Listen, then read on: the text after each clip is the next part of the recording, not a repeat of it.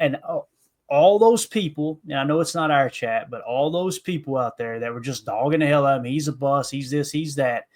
They're gonna. You ever seen that movie Major League 2? Jacob, you seen the Major League movies, Of right? course, yeah. Remember Major League 2? Cousin Eddie. Matter of fact, it's the same guy that played Cousin Eddie. He was all about the team, boy, and then when they hit a rut, he's just trashing the hell out of them. Then at the end, when they win, here he comes back down, just cheering along with everybody. Everything's fine and dandy again. I'm telling you, man.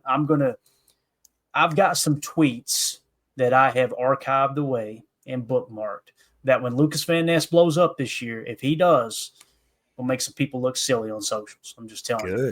Good. Because when you look at him in the second half of the season, it's funny.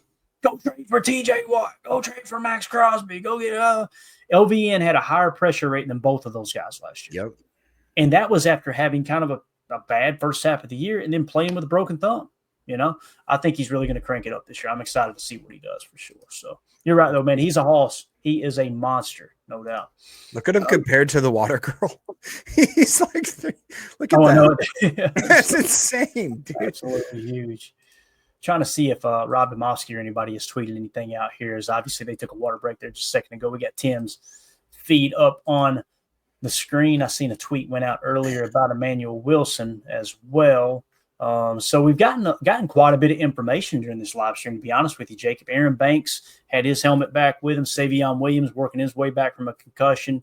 You got a lot of guys that were banged up that are starting to kind of get back in the fold. Quay really, really tuned in with the defense, even though he's not participating today. I would be really surprised if he's not in pads by the end of next week. Maybe tomorrow, man. Who knows? Maybe as early as tomorrow.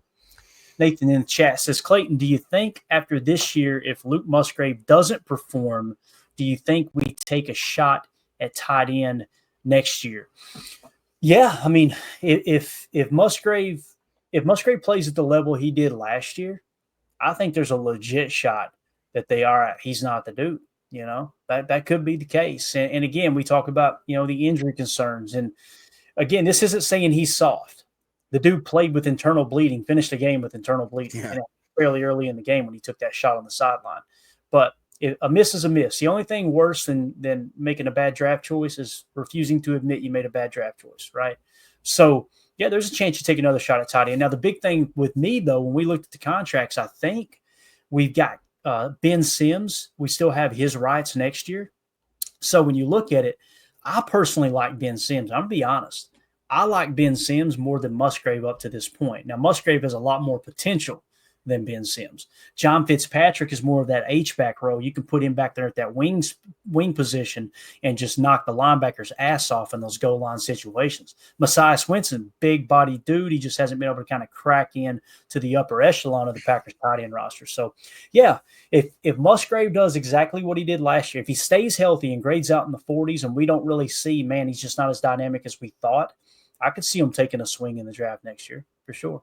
And who knows, maybe they go and try to find the next Ben Sims too, Jacob, right? Because I remember when we signed Ben Sims, you were excited about him. I rolled my eyes going, this is just another camp body. And I'm telling you, that dude maximized every opportunity he got at the tight end position.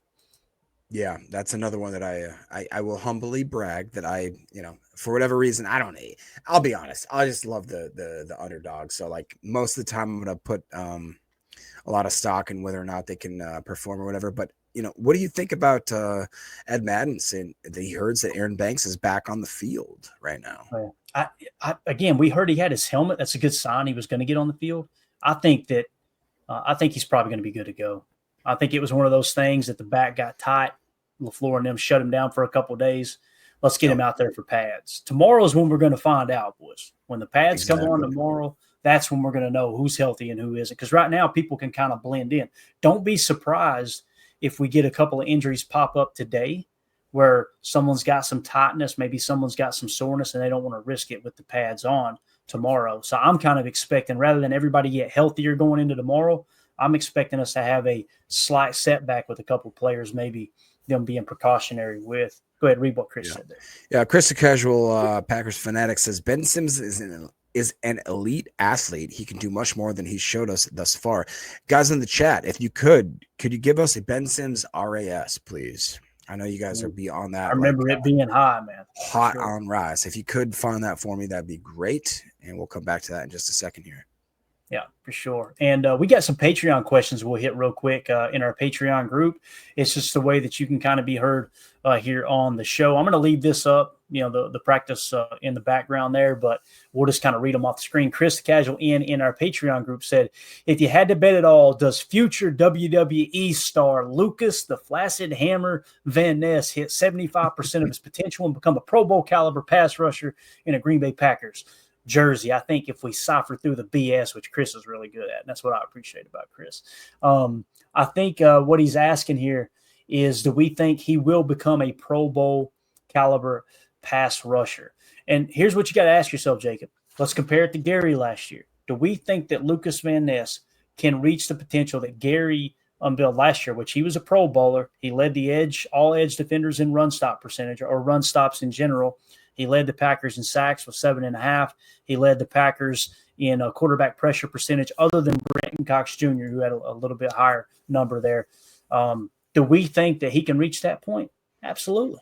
Based off what he did in the second half of the season, he being Van Ness, on much fewer snaps than starting edge defenders usually have, and specifically in Matt LaFleur's heavy, hockey line rotation defensive front that he's done ever since he's gotten into Green Bay as head coach. I think he can be a Pro Bowler. What do you think, Jacob? What do you think the chances are that Van Ness eventually becomes a Pro Bowl player?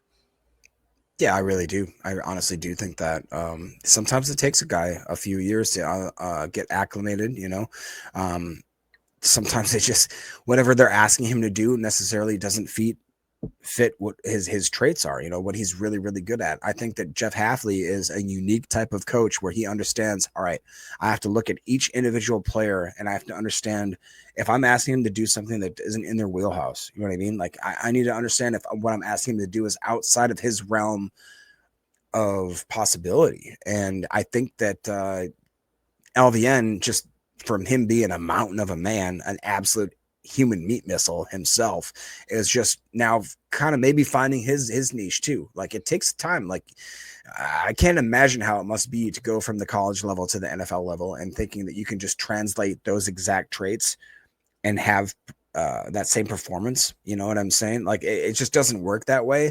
I think that LVN is going to show a lot of people to be kind of stupid for the way that they talked about him. I mean, he's an absolute beast of a man. He's a mountain of a man. He's got the intangibles. It's just whether or not they can coach him up and to use them in the right way. I really do believe that you're going to see him take a step this year, in a point where it might even be like where guys on ESPN are talking about him. You know what I'm saying? Like where he's made that sort of drastic step. And just real quick, Doc in the chat and a few others, I appreciate you guys. Ben Sims did grade out exceedingly well. Very, very well. He was in the high 8s as far as RAS. Coach says he thinks he ran a 4.5. It looks like he had, like Holmes was saying, he was ranked 179 out of over 1,100 tight ends from the years of 1987 to 2023. So, yeah, he can fit the bill there. So we just got talent all over this roster, man. It's crazy. Yeah, so, and it's still young too, which is absolutely wild. There's some teams that you go, man, that's a talented roster, but you look up and it's I don't know, 20% of the roster is over 30 years old, and you're like, well, they're gonna have a heavy turnover here in a year or two if they don't win the whole thing. So I know we got a bunch of people in here. We're about to crack 500 live viewers here. Thank y'all so much for making us a part of your day here with the live Green Bay Packers training camp coverage. If you would take a quick second, hit that like button, hit subscribe. If you're new here, welcome into PTA. We're not experts, we're not insiders, we're not media members. What we are fans just like you. We go live daily talking Green Bay Packers. We do pregame shows, postgame shows, film analysis, the whole 9 yards. So make sure you hit subscribe and click that bell icon for notifications. That way you get notified every time we do go live. Nathan asked a question. Clayton, do you feel the same about the center position? Do we take a center next year? I'm going to answer this, Nathan. I'm going to kind of skirt the question a little bit, but I think it's important to mention this. Elgton Jenkins, I think they're playing with Elgton Jenkins, and I could be wrong. If Elgton Jenkins comes out this year and he balls out and he's an all-pro center, Pro Bowl center, Jacob, they'll probably keep him around for the final year, guarantee a little bit of that second year that's left on the contract, and then focus on moving on after that.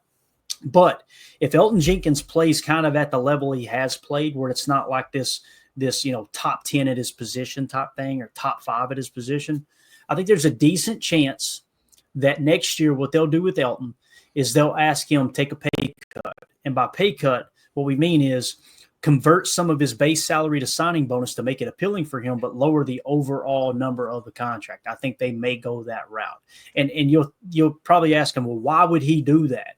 He would do that because he can get more guaranteed money rather than just being cut outright and having to move across the country to the next team and probably get less than he would have gotten here. Like many people thought Jair was going to break the bank wherever he went. Jair ended up with a contract worth $6 million.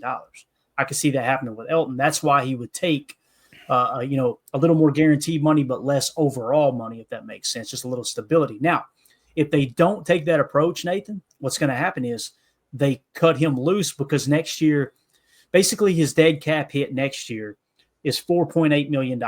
Okay, if I remember correctly. His cap hit altogether is $28.8 million. So essentially you can free up $20 million in cap space if you cut Elton outright next year. Okay. So I think there's a decent chance they could go that route. If they do, Nathan, you always got to bring it back to precedent. Is there precedent for the Green Bay Packers to go out and draft a center and then start him immediately? Yes. They've done it multiple times throughout the years, even before Goody, right? Like if you remember, before Josh Myers, that's the most recent one, right? Before Josh Myers, who was it? Corey Linsley, remember? They drafted Corey Linsley, and he started as a rookie right off the bat, if I remember correctly, too. So there's precedent. From Ohio State, right? Yeah, exactly. There's precedent for that, right? There's also an aging player at the position whose guaranteed money is gone, and you can free up a ton of cap space by moving on. All right, so there's another reason why you would think they could. Now the question becomes, does Jacob Monk take another step to become a starting center? Now you can ask yourself the same thing in terms of Sean Ryan, but the problem there is Sean Ryan's in the final year of his deal. Also, let's say they do go that route, Nathan, and they decide they're moving on from Elton and Jacob Monk doesn't work out, right? Then you go try to draft one. But what if the draft board doesn't fall just right? I would not be surprised if they kick Zach Tom to center, and then you got Anthony Belton, second-round pick, ready to step in at right tackle. You've got Jordan Morgan potentially there. Who knows what's going to happen with Rasheed Walker? If Rasheed Walker balls out this year, we may get to week 6 or 7 and Goody have one of those rare in-season contract extensions, which he doesn't like to do often. So, yeah, I think there's a chance. It's a long-winded way of getting there. I just wanted to kind of walk you through the thought process, what goes through my mind. It's not just I think I'll answer this way. It does look like there's a chance they could be looking to draft a center in this upcoming draft. I could see that. What do you think, Jacob, that question?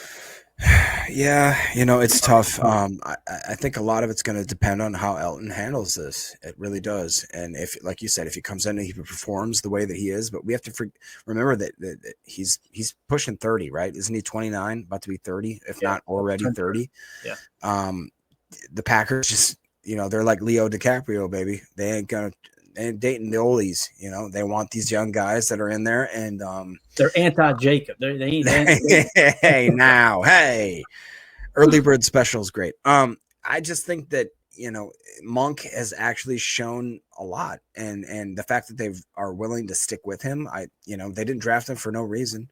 It's the NFL, like we always say, is not for long, and even though a guy like Jenkins supposedly has a strong staple in this community, in this team, it sucks, but it's a business, right? And so I don't necessarily think that means that he's going to stay here for the foreseeable future, especially if whatever's going on right now isn't just an injury. If it is for some reason him